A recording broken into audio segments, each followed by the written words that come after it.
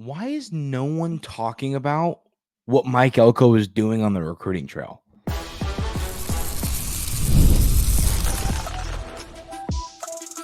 You are Locked On Aggies, your daily podcast on the Texas A&M Aggies, part of the Locked On Podcast Network, your team every day. Welcome on into Locked On Aggies. I'm your host, Andrew Stefaniak. Thanks for making Locked On Aggies your first listen every single day. Today's episode is brought to you by Game Time. Download the Game Time app, create an account, and use code LOCKEDONCollege for $20 off your first purchase. Terms apply. Ladies and gentlemen, was just kind of going about my day. And this was the other day. I think it was when the Aggies landed Marco Jones and Sims, which obviously was a boost to the recruiting class. And my dad was in his office. I'm living at home for a week, getting ready to go to Spain and moving into a new house when I get back from Spain. But my dad was in there working. I go in there, I go, Dad, why is no one talking about what Mike Elko is doing on the recruiting trail? And I want to explain this. We're going to get into where the recruiting class is and how many more players the Aggies need at what positions. That was actually what I wanted to talk about today. But I wanted to have this conversation because I think it's really important. It's like Mike Elko came to Texas A&M with the only concern being, can he recruit at a high level? It was the only concern. It was the only thing anybody was worried about. People knew how he could develop and all that. It was, can he recruit like the previous regime did at Texas A&M? And I don't think anybody thought the answer to that was going to be yes. I think people thought, well, he'll be able to recruit and he'll get his guys and he'll develop and he'll be fine and he'll do great. He is recruiting at an elite level. The Aggies recruiting class currently sits top 5 in all of college football. Like, are you kidding me? And early into the class, he's still got a ton of time to get things figured out and to keep adding players and to add at the positions of need, which we'll get ready to discuss here in a moment. But, I mean, this is just truly something else. I would have never expected what is happening on the recruiting trail to have happened. And I said this when they hired Elko. I said, listen, I think he's an elite X's and O's guy. He's going to develop players. He's going to take some good talent and make them better. But will he be able to pull in top 5, top 10 recruiting classes? I wasn't sold. Just because during his time as the head coach at Duke, he was doing that. He was developing players that, maybe were 3 stars or low 4 stars. He wasn't getting high 4 and 5 star players. And he's been at Texas A&M, December, January, February, March, April, May, June, 7 months-ish, give or take. And he's already got a top 5 recruiting class in 2025. And the other thing you got to remember, one thing, whenever I talk to Brian Smith, the Locked On recruiting expert, about recruiting, he always says, and this is just true, recruiting is about building relationships. I mean, I know when I was getting recruited to play, baseball in college, the junior college I ended up playing at to start my college career, that coach called me all the time, and I felt like of the offers I had, that was the closest relationship, and that's where I ended up going to play. And I think that is kind of what I'm talking about here. You have to be able to build these relationships. And in that 25 class, Coach Elko was a little bit behind building those relationships, and he is still doing this on the recruiting trail. That to me is just all around crazy. It really is something special what Coach Elko has going on here at Texas A&M. And I think that he is going to continue to recruit at a high level. I do. I don't see it stopping anytime soon. So I'm serious. Happy 4th of July to everybody. I think everybody needs to go, and before you start drinking Sprites, wink, I would go look in the mirror and say to yourself, man, we are so lucky to have Mike Elko as our head football coach, because he is knocking this out of the ballpark. So I want to talk a little bit about where this class currently sits. This class is currently 5th overall, and you have 18 commits. So the question is, how many commits are the Aggies going to end up taking? So let's go look at some previous classes. Like in the 2021 class, you had 23 total players. In the 22 class, you had 30 total players. In the 23 class, you had 20 total players. And then in this 24 class, we're not going to count it as much because you lost a lot of players. But in that class, you had 17 total guys. So the question is, how many will you have in this 25 class? You got to remember, when you have a huge transfer class, more times than not, that means you got a lot of older players. Not always, because sometimes you just get a lot of young transfers. But in this case, yes, Texas A&M has a lot of older players.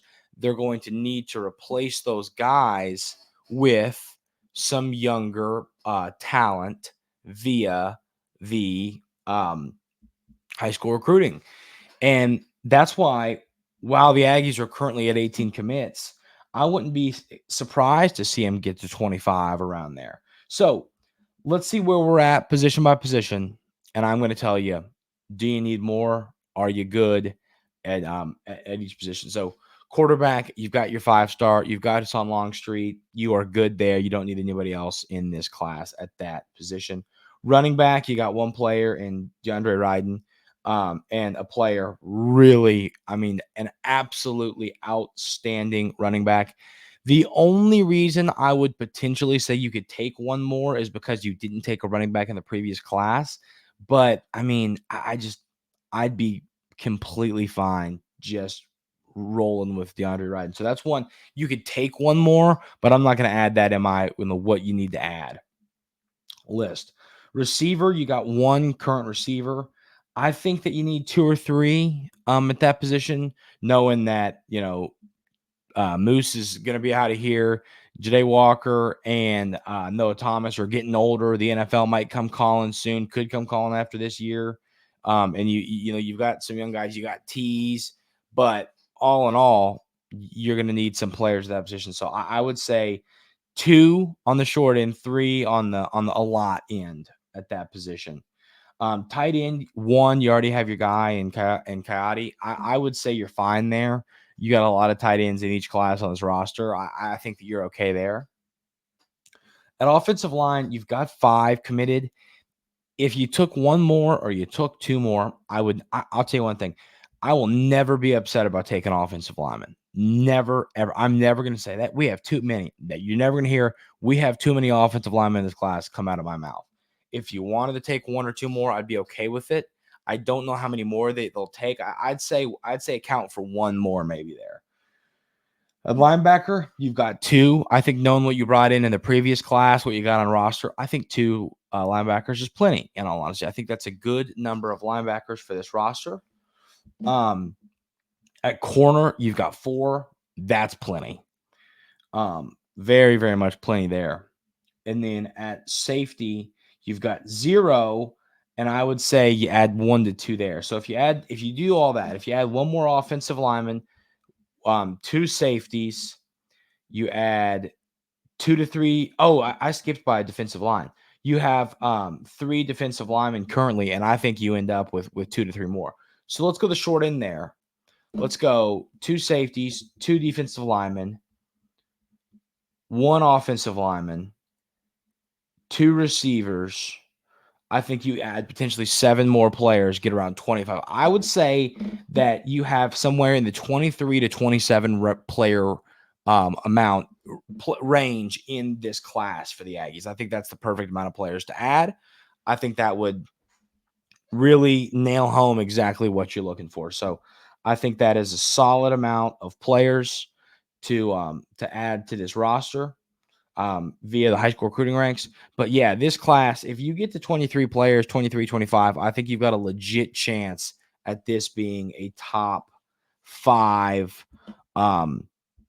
recruiting class, which once again, if you would have said, Andrew, do you think Coach Elko has a top 5 recruiting classes first, full class. I would have laughed in your face. So what Coach Elko is doing here at Texas A&M is absolutely special. We're going to talk about why people aren't ranking the Lone Star Showdown high enough when it comes to rivalries, and why it's a little bit Texas A&M's fault, and that will change soon. We'll have that conversation coming up right here on Locked On Aggies.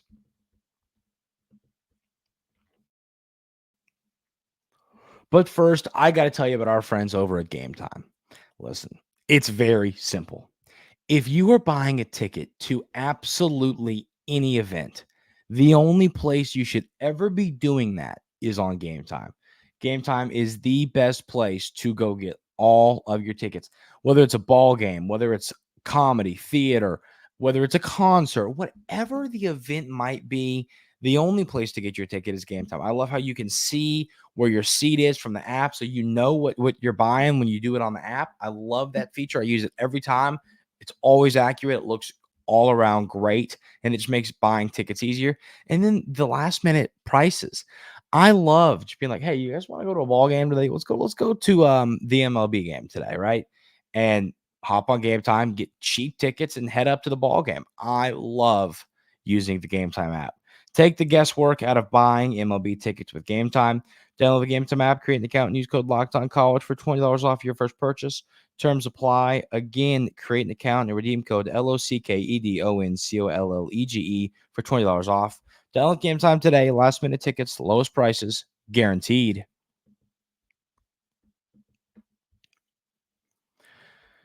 So, looking at this, I'm seeing this all over, and it's finally time to talk about it.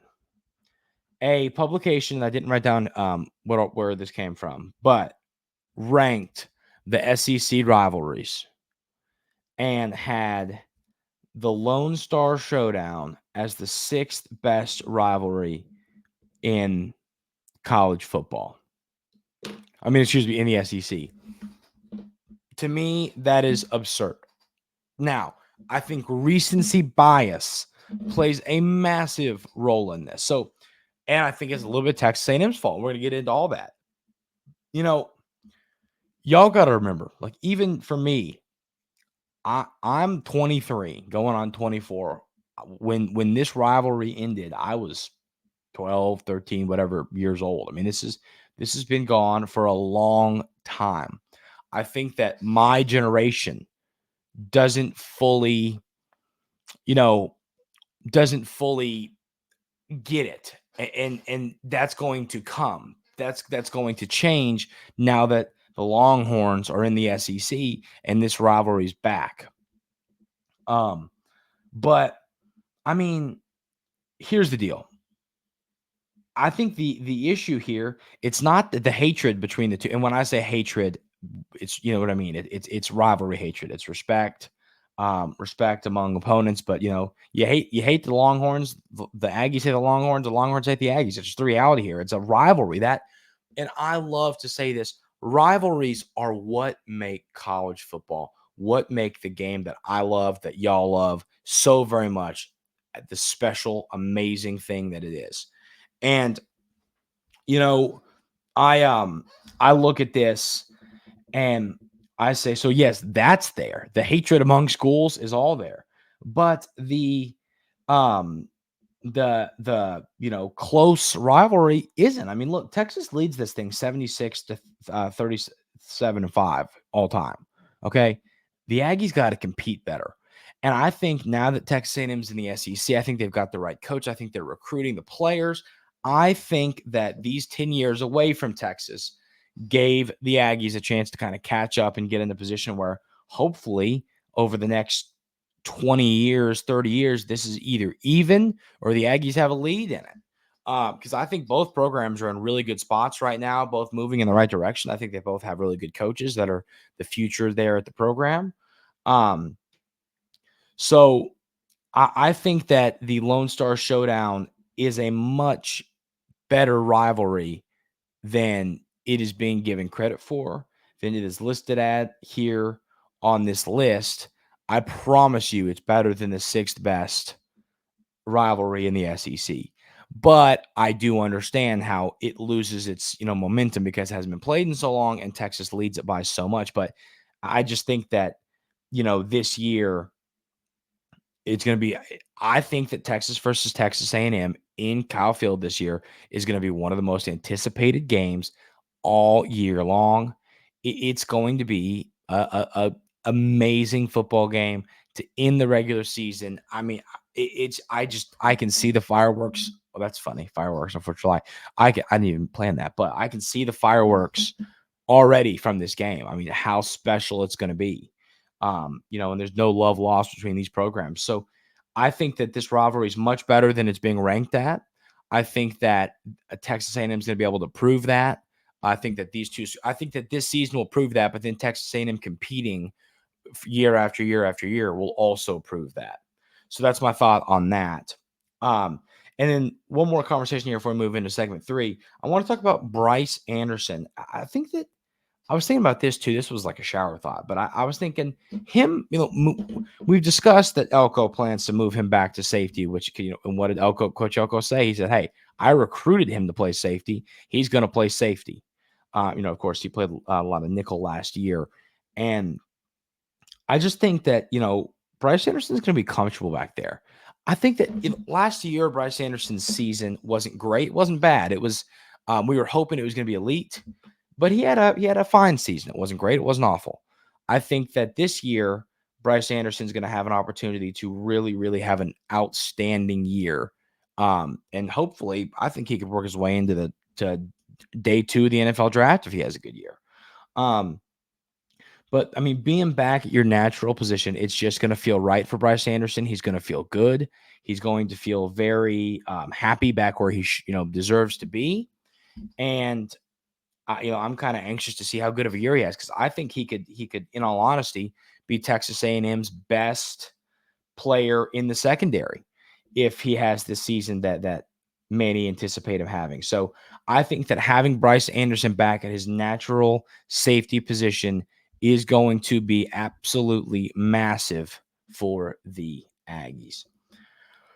We're going to talk about where Elko is ranked in the SEC among SEC coaches. Should he be higher? Is there anyone? There's one coach above him that I look at it and I go, zero chance in the world. We'll talk about that coming up right here on Locked On Aggies.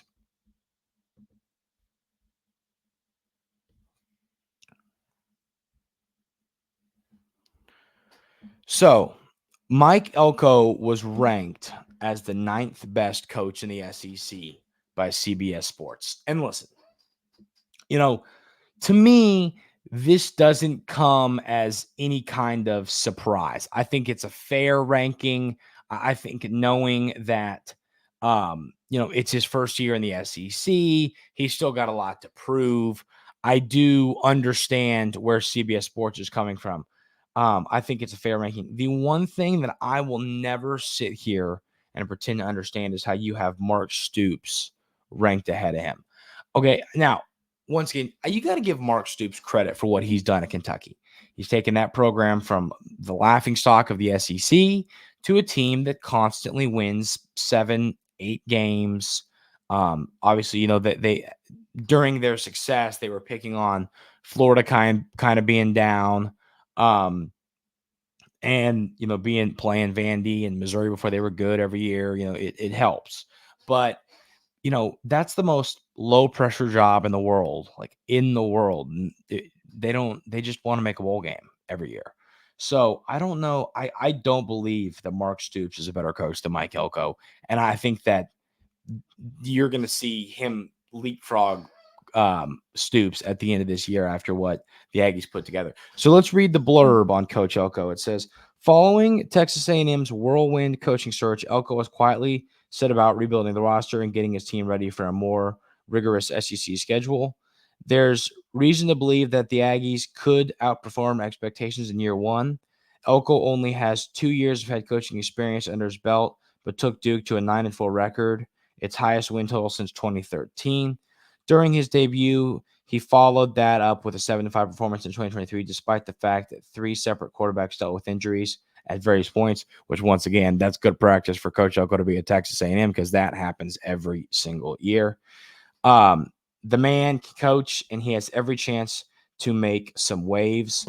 So, I believe that Coach Elko is going to end up being ranked higher than he is now when this season ends.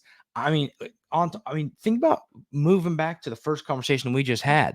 Coach Elko was knocking recruiting out of the ballpark, and that was the only concern we had. So if he goes 8-4, 9-3 this year and outperforms expectations and has this really good season that we're anticipating him having, I don't see how, he's not going to move up on this list. So and I don't think that the 9th ranking is unfair. You got to remember you're still ahead of 7 coaches.